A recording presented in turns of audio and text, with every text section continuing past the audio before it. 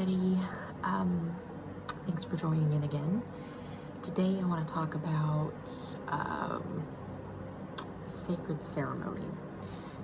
This over a couple days ago and yesterday was very much a significant kind of lesson and information that was coming in around creating sacred ceremonies. So I feel like this is going to be a much deeper teaching. For right now, I just really need to stick with the core information related to what was coming in myself in this journey context we're talking about. I'll provide teaching and kind of the practices they were showing me, kind of was like a structure you can do. But essentially, I'll do that much later, so I'm sorry, I didn't finish my sentence. But there's this happened in discussion with someone, as well as just kind of in my quiet time in this meditation circle I've been doing alone with the energies that I work with. And part of what's coming through is this is significant to how we focus on New Earth energies, relationship, communication. And so I preface that at the start of this journal because there are so many people that feel like they already know this. And so this is a problem I've encountered working in consulting and coaching, specifically when I work in the tech space I work with.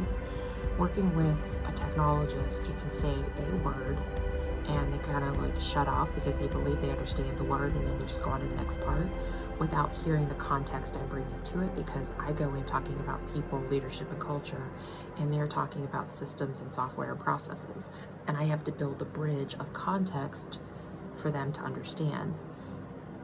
And what I've found through that time is just general, call it human nature or programming in the busyness. This goes back to the episode I did before this one, guys, episode 7, about slowing down. But we go into this busy state and we hear a word and we go, check, I know what that is, and we move on. And we stop actually listening for context to go with it. So what is the person even talking about? What is the context around it? Context is crucial to communication and understanding, especially in the English language, because our English language words are very shallow.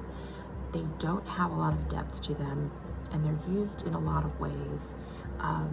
Versus if you look at other languages or even ancient languages, there was so much context and depth in a word that we just don't have in the English language. And so it's really important to sit and to understand and to listen, to be conscious, to be mindful and in the moment when someone's communicating with us. It doesn't matter where that energy is coming from. Through a human, up here, external, other places, it doesn't matter. So we have to stop and listen. So they said that was really important to preface, because many of you will tap into this and go as an energy healer or an energy channel, somebody that lives in that spiritual space already, is in awakening processes and expansion, and you'll go, oh, I know about ceremony, I know about rituals, I know about sacredness, goodbye, check them out. They're really talking about this is something different. So they want everybody to slow down and listen, because this is about anchoring more that fits in 6-dimensional energies and the new earth energy that's emerging. So it's really important to listen to more context behind what they're saying. So even if you're familiar, is there something else you could be adding into the practices that you do based on what you hear? If you're already at that point, that's fantastic. I wasn't until we had the conversation. So we were talking a lot about the sacredness, and that, we can actually take the time, even if it's a seconds, time's just a funky 3D concept anyways. So we can take the time to make anything sacred and to gain more from it. We can have richer, more meaningful experiences in all of our interactions if we think of it from a place of sacredness. And so I guess there's like a little span or spectrum within the sacredness itself, but it's really more about honor and respect, communication, relationship, energy exchange, doing things from a vibration of higher love, is really what I get around the sacredness piece. And then there's a joy and an enjoyment that can come through having a very different approach and intention in that exchange and interaction with energy. So what they were saying is, like, create the sacred space for yourself, for healing, for learning, for communication. Part of this came up because I was talking with my best friend, who is also my twin flame, and we were talking about how I was acknowledging with her that she has actually shifted our communication dramatically this year. We went through very difficult kind of karmic stuff we're just working on, and we were mirroring all of the shit within ourselves. We were at that point of just like, I don't know, I guess we just kind of wanted to energetically punch each other. We were just at that tense resistance, and we knew that we had to take some time apart in order to actually work and heal ourselves and grow through the things that we had to do alone before we could kind of come back together in a healthy state. And we've been doing that on and off for a year. But when we came back to some kind of this big break, and came back to it in the spring, she shifted her language with me. She was very intentional because she knew, I don't even want to use the word trigger because it's not appropriate here. It's like she knew my trauma, she knew my history, she knew the sensitivities that I had related to abandonment and betrayal and not being seen and not being heard, and she knew the depth of it for me, with me. And in that, she creating and holding space for us to come back together in a healthy way, and release some of the codependency we were having. She shifted the language with me. Even how she would open a text message with me every day changed to one of honor and respect. So there was always an opening into that energetic space that we created. And we started creating these really like beautiful kind of sacred dances, all within text, which sounds, I don't know, maybe it sounds weird to somebody, but we had gone from just energetic barges, just like, you know, busting through each other's energetic space. We were being way codependent. Once we realized that was happening, we kind of shifted some things, but we were taking too much from each other. Even though we were giving a lot at the same time, we weren't doing it in a healthy way, and it wasn't sacred. It was just like that. So she created the space. She shifted the language. And at first, I was like, "Why is she talking to me like this? Like, it feels formal. Like, she literally knows everything about me, but yet this is real. This just feels like kind of formal."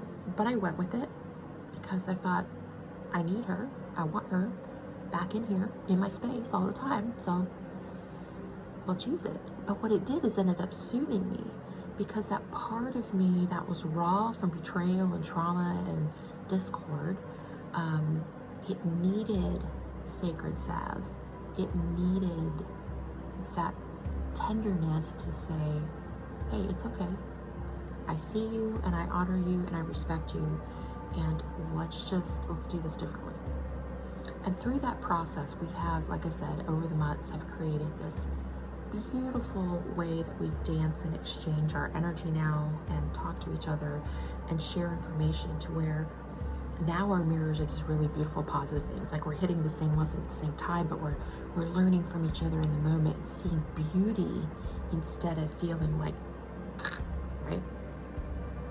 And so in that discussion, we were talking about, there's this thing that needs to happen around sacred ceremony. Like, we need to make things, like create our own ceremonies. And we were discussing how the term ritual, or specifically for anybody that's been churched, ritual or liturgy, the word ceremony feels not good. It doesn't have good energy. And we were talking about how much we need to reclaim the word ceremony and ritual, because we understood it from a very empty place, a very rote place. It was just done to do. There was no sacredness in it. And but we need to reclaim that. It's time in the higher dimensional places to not bring that old world 3D energy with us, with our words and our concepts and our processes and our patterns and behaviors. We need to bring that higher dimensional. We need to meet and match the higher frequency. So reclaiming words like ceremony and ritual are going to be really crucial. And I think what they were saying is you can really create a ceremony in any way you want. It's how you're opening your space. It's how you're interacting. It's how you listen, how you're communicating, doing it with respect and honor, doing it from it, because that's coming from a place of love. You're matching a love frequency when you do that. And by the way, I feel like behind the curtain for a moment, I talk about things like this place of honor and the words we were using, right? And this respect and how it felt formal and stiff at first, but what I realized was we were setting new containers and boundaries for how we operate and work within. Despite that, initially, I want to be really clear, like there are probably 2 people on the planet that don't curse as much as we do. So like there's plenty of colorful language. There's lots of fun. There's a ton of jokes. You can do things within your sacred container, but you have to set a sacred container to do that within, which is the point. So going back to creating your ceremony or ritual, using that to, again, think about relationship, communication, changing patterns.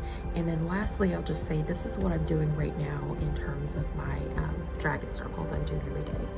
So I'm creating a very specific ceremony that I'm doing every day right now that is just for me to go in and to talk to my inner self and to start relieving stress and to start healing and to seek wisdom and to seek the still voice and to find out what there is for me for the day.